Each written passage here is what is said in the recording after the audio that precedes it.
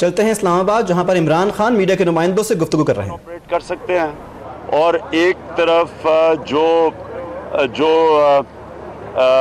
شکایتیں ہیں قبائلی علاقے کے لوگوں کی، اور بڑی جینون شکایتیں ہیں، کیونکہ وہاں ان کے ساری جو 15 سال وہاں تباہی مچی ہے، ان کا گھر بار، ان کا کاروبار تباہ، وہ ان کی دکانیں تباہ، اور پھر آئی ڈی پیز رہے ہیں وہ، اور جس طرح ان کی ٹریٹمنٹ بھی ہوئی ہے۔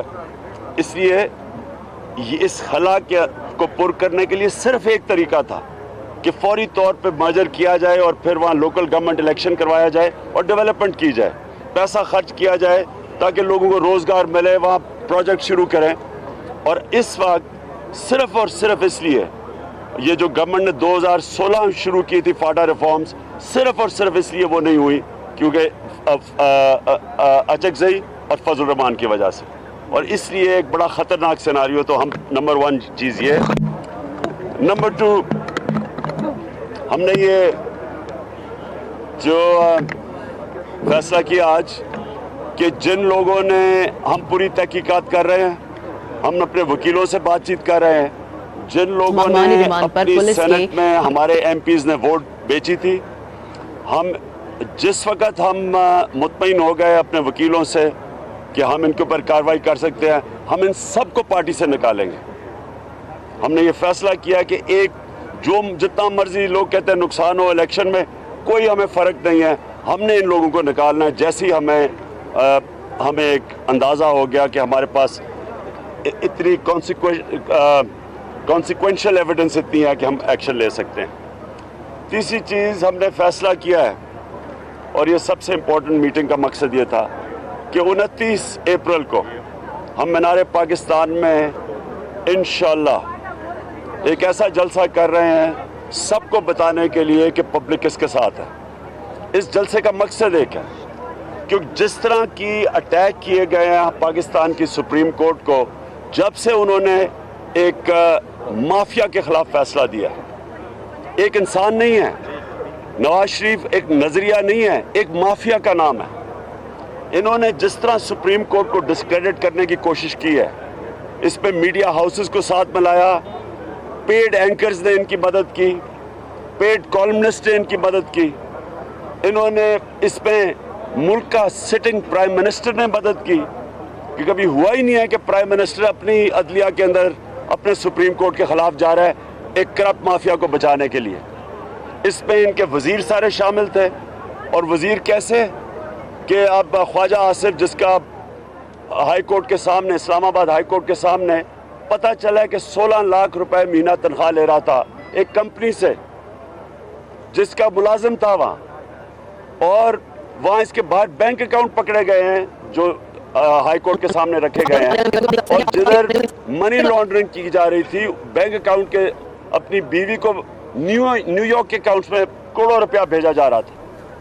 یہ 7 مہینے سے بیٹھا ہے، نہ کبھی کسی پرائم منسٹر کو فکر ہوئی اس چیز کی کہ ملک کا فورن منسٹر ایک امپلائی ہے کسی دبئی کی کمپنی کا، نہ پارلیمنٹ نے کچھ کہا، نہ ان کے وزیروں نے کچھ کہا، نہ پاکستان کی ایجنسیز، نیب، ایس ای سی پی، وہ کچھ، کیونکہ سب مافیا کا حصہ ہے۔ ادھر تیسری وہ بیٹھے ہوئے ہیں Shahbaz Sharif and sons corruption limited company, وہ پورے وہاں بیٹھ کے 56 کمپنیز بنائی ہوئی ہیں، اپنے لوگ اپوائنٹ کرتے ہیں، 4 کانٹریکٹرز کے لیے سارے کانٹریکٹ دیتے ہیں، اربوں روپیہ کما رہے ہیں وہاں۔ تو یہ سارا مافیا اکٹھا ہو کے اس سپریم کورٹ کو ڈسکریڈٹ کر رہا ہے صرف اس لیے چوری بچانے کے لیے۔ ہم نے فیصلہ کیا ہے کہ پاکستانی قوم کو انوائٹ کریں گے، آپ مینار پاکستان آئیں، کیونکہ میرا یہ ایمان ہے کہ ساری پاکستان کی قوم آج ہماری عدلیہ کے ساتھ کھڑی ہے، سپریم کورٹ کے ساتھ کھڑی ہے۔ کیوں کھڑی ہے؟ کیونکہ قوم اس لیے خوش ہے کہ پہلی دفعہ یہاں طاقتور کا احتساب ہوا ہے۔ آپ جا کے جیلوں میں دیکھیں، صرف غریب لوگ ہیں، سائیکل چوری، موٹر سائیکل چوری، بھینس چوری میں بھرے ہوئے ہیں جیل، چھوٹی چھوٹی چوریوں پہ۔ یا اربوں روپیہ ملک سے باہر لے گیا اور اس کو ملک کا پرائم منسٹر سے لے کے، وزیروں سے لے کے میڈیا ہاؤسز پروٹیکٹ کر رہے ہیں۔ میں پاکستانی قوم کو انوائٹ کر رہا ہوں کہ آپ مینار پاکستان آئیں اور بتائیں کہ آپ خوش ہیں، آپ سپریم کورٹ کے ساتھ کھڑے ہیں۔ اور انشاءاللہ میرا یہ ایمان ہے، میں ابھی جو نکلا ہوں ممبرشپ کیمپین میں، तारीखी पब्लिक निकलने वाली है और इंशाल्लाह 29 को आपको पता चलेगा कि कौम किधर खड़ी है, कौम कितनी खुश है सुप्रीम कोर्ट के साथ। हमने बजट का फैसला, हमने ये भी फैसला किया, आज रेजोल्यूशन पास की कि कोई मैंडेट नहीं है किसी भी गवर्नमेंट को, बजट 45 दिन रह गए, अब बजट पास कर रहे हैं 1 साल का। यानी जो डेमोक्रेसी होती क्या है कि एक गवर्नमेंट अपना मंशूर दे के आती है, पार्टी मंशूर दे के पावर में आती है और फिर वो बजट रिफ्लेक्ट करता है कि वो उसका मंशूर क्या है। मसलन एक पार्टी अमीरों पे पैसे खर्च करती है, एक गरीबों पे खर्च करना चाहती है। ये कैसे हो सकता है कि ये जो 45 दिन में अगले 1 साल का बजट दे दें? हम बिल्कुल इसको अपोज करेंगे। हमने पख्तूनख्वा में फैसला किया है कि परवेज़ खटक नहीं बजट देंगे। हमारे पास कोई मैंडेट नहीं है अगली गवर्नमेंट का बजट देने के लिए। हम आज इसके खिलाफ भी एक रेजोल्यूशन पास की। और ओवरसीज़ पाकिस्तानीज़, हम चीफ जस्टिस साहब को खराज तहसीन पेश करते हैं कि पाकिस्तान का सबसे कीमती असासा है ओवरसीज़ पाकिस्तानीज़।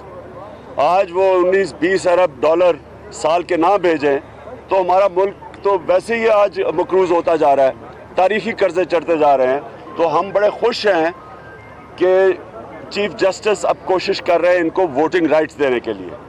या हम पूरी तरह कंडेम करते हैं कि जो मौलाना फजल रहमान ने ज़बान इस्तेमाल की ओवरसीज़ पाकिस्तानीज़ की, वो ओवरसीज़ पाकिस्तानी का हमें हाथ उठा के शुक्रिया अदा करना चाहिए। उनका पैसा ना आए ये मुल्क कैसे चले? और इंशाअल्लाह जब ये मुल्क का हम निज़ाम ठीक करेंगे, गवर्नेंस ठीक करेंगे, सबसे ज़्यादा मदद ये ओवरसीज़ पाकिस्तानी करेंगे या मुल्क में इन्वेस्टमेंट लाने के लिए। जी खान साहब, अडयाला जेल की सफाई हो रही है, अडयाला जेल की सफाई हमारे लिए नहीं मुशर्रफ के लिए हो रही है, क्या कहेंगे? अडयाला जेल की सफाई हो रही है, क्यों हो रही है? क्यों जनाब, ये कोई ख़ास आ रहा है कि आप अगर 300 अरब मुल्क का चोरी करें तो आपको साफ जगह मिलेगी और अगर गरीब साइकिल चोरी करें तो आप बेचारे वहाँ ठोकरें खाएंगे जेल में? ये क्यों सफाई हो रही है? यही है अलमिया, ताकतवर के लिए एक कानून और कमज़ोर के लिए दूसरा। इंशाअल्लाह इसलिए पब्लिक निकलेगी 29 को, पब्लिक बताएगी कि ये ताकतवर को भी वो खुश हैं कि अदलिया ने उनके खिलाफ एक्शन लिया। खान साहब, निगरान हुकूमत के क़याम पर आप काफ़ी जोर दे रहे हैं वज़ीर आज़म पर, लेकिन कानूनी तौर पर और आइनी तौर पर तहरीक इंसाफ सिर्फ अपोजिशन लीडर से मशावरत कर सकती है, जोर नहीं डाल सकती। आफ्टर ऑल नाम जो है वो अपोजिशन लीडर और प्राइम मिनिस्टर नहीं तय करने। अगर वो आपकी मर्जी का नाम ना हुआ तो क्या आइंदा का लाएमल होगा अगर वो दोनों ने, अपोजिशन लीडर और वज़ीर आज़म ने, नाम मुतफ़क़ा तौर पर मंजूर कर लिया? देखें, निगरान हुकूमत यूरोप में क्यों नहीं आती, बरतानिया में क्यों नहीं आती? वो इसलिए नहीं आती कि वहाँ धांधली का खौफ नहीं था।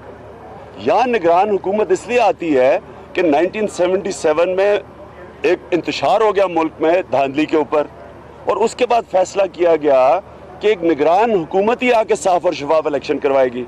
अब पिछली बारी क्या हुआ, चार्टर ऑफ डेमोक्रेसी के नाम पे इन्होंने मुकबका कर लिया दोनों पार्टीज ने, इन्होंने अपने अपने अंपायर खड़े कर दिए और कभी भी तारीख में नहीं हुआ कि एक इलेक्शन को सारी जमातों ने कहा धांधली हुई है।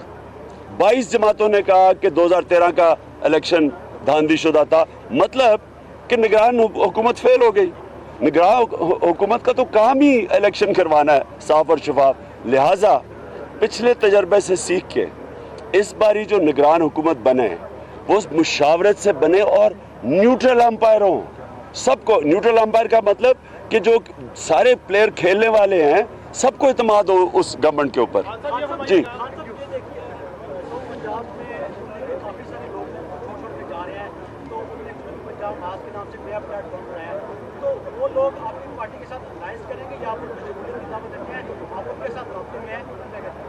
देखिए, मेरा ये पहले तो जुनूबी पंजाब पे कि कोई भी जो जुनूबी पंजाब से हो गया, कोई भी ये नहीं चाहेगा, कोई भी जिसमें जो मुनसिफाना ज़हन रखता है कि वहाँ उनको उनके हुकूक के लिए एक अलहदा सूबा बने। दूसरा, ये होता ही नहीं है कि 3 सूबे एक तरफ और एक सूबा एक तरफ, ये फेडरेशन ऐसे नहीं चलती। लिहाजा ये मुल्क की अब ज़रूरत है कि जुनूबी पंजाब का सूबा बनाया जाए। और अगर फिर भी अगर बेहतर लोकल गवर्नमेंट सिस्टम आ जाता, यानी कि अगर जब 18th अमेंडमेंट में इक़्तिदार गया सेंटर से गया सूबों में, اب صوبوں سے نیچے جانا چاہیے تھا جس طرح پختونخوا میں گیا ہے. واحد صوبہ ہے جدھر ایک جینوئن لوکل گورنمنٹ آئی ہے. یا نہ سندھ میں لوکل گورنمنٹ ہے نہ پنجاب میں ہے. وہاں تو انہوں نے اختیارات ہی نہیں دیے. اس لیے بڑی جائز لوگوں کی کمپلینٹ ہے کہ جو بجٹ ہے سارے پنجاب کا 57% لاہور پہ خرچ کر دیا انہوں نے. تو وہاں تو وہ ان کے شہروں کی تباہی, ان کے دیہاتی علاقوں کا برا حال ہے, ان کی غربت دیکھ لیں. آج جنوبی پنجاب ایک غریب علاقہ نہیں تھا, ایک پاکستان کا امیر علاقہ تھا. وہ آج ان کے حالات دیکھ لیں. تو وہ یہ تو جو انہوں نے حکومت کی ہے پنجاب میں پچھلے 10 سال, انہوں نے یہ لازم کر دیا ہے کہ اب وہاں صوبہ بنے گا. اور جو دیکھیں, اور جو یہ بات ہے نا چھوٹے چھوٹے گروپس بننے کی, میرے خیال میں پاکستان کے اندر اب نظریاتی سیاست ہونی چاہیے. نظریاتی سیاست کا مطلب یہ کہ یہ جو انڈیپینڈنٹس آ جاتے ہیں اور پاور میں آ کے اپنے آپ کو نیلام کر دیتے ہیں, ایک نظریے کے تحت وہ صرف پولیٹیکل پارٹیز میں ہو سکتی ہے. ہمارے ملک میں نظریاتی سیاست ختم کی گئی 1985 میں جب نان پارٹی بیس الیکشن کروا دیے. ہم واپس چاہتے ہیں کہ اسی پہ ایک پارٹی آئے, منشور لے کے آئے, اس کے اوپر وہ ووٹ لے. یہ جو چھوٹے چھوٹے دھڑے بننا, اگر ہم بھی یہ سمجھتے ہیں کہ جنوبی پنجاب کا ضلع بننا چاہیے تو ان کو کیا ہے ایشو ہمارے اندر جوائن کرنے کا.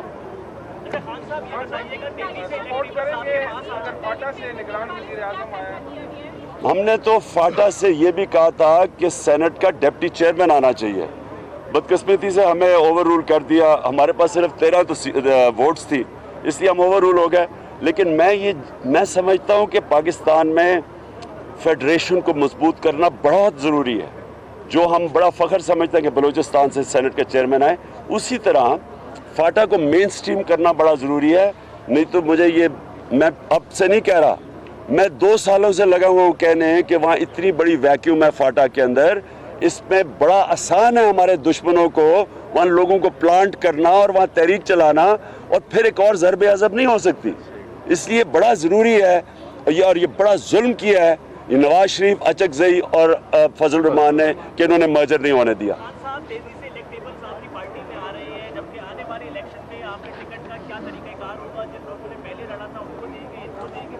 دیکھیں جی, پہلے تو یہ ہمارے بھی کئی پرانے پارٹی میں اگر ان کو ٹکٹ نہیں ملتا تو پارٹی نظریہ سے ہٹ گئی ہے, ان کو ٹکٹ مل جائے تو وہ نظریاتی پارٹی ہے. تو یہ جو بات الیکٹیبلز کی کرتے ہیں یہ کیا ہے؟ الیکٹیبلز کا مطلب جس کو الیکشن لڑنے کی سائنس آتی ہو. وہ پارٹی کا بھی ہو سکتا ہے, وہ ایک الیکٹیبل ایماندار بھی ہو سکتا ہے, وہ کرپٹ بھی ہو سکتا ہے. لیکن الیکشن لڑنے کی سائنس اگر آپ کو نہیں آتی ہو, آپ کیسے الیکشن لڑ سکتے؟ 2,500 تو آپ کو ورکر چاہیے ایک حلقے کے اندر پولنگ ڈے کے اوپر. تو 2,500 اگر آپ کے پاس ورکر ہی نہیں ہے اور آپ کہیں جی میں نظریاتی اور میں الیکشن لڑوں گا, نہ آپ کے پاس 2,500 ورکر ہیں, نہ آپ کے پاس وسائل ہیں کہ ووٹر کو لائے پولنگ بوتھ پہ اور کہیں جی میں الیکٹیبل میں نظریاتی ہوں. اس لیے ہم پریفرنس دیں گے, ہم اس کو آگے کریں گے جو کہ پارٹی کا وفادار نظریاتی ہے لیکن وہ الیکشن بھی لڑنا چاہتا ہو. لیکن اگر وہ نہیں الیکشن لڑنا چاہتا تو ہم کرکٹ کا میچ ہاکی ٹیم سے تو نہیں کھیلیں گے. کس کی؟ بیلٹ پیپر کے حوالے سے نہیں, آج اس کی بات نہیں ہے. اور جی اوکے جی, thank you. Imran Khan Islamabad میں میڈیا سے گفتگو کر رہے تھے اور ان کا کہنا تھا کہ جلد از جلد فاٹا ریفارمز ہونی چاہیے تاکہ وہاں ترقیاتی کام شروع ہو سکیں.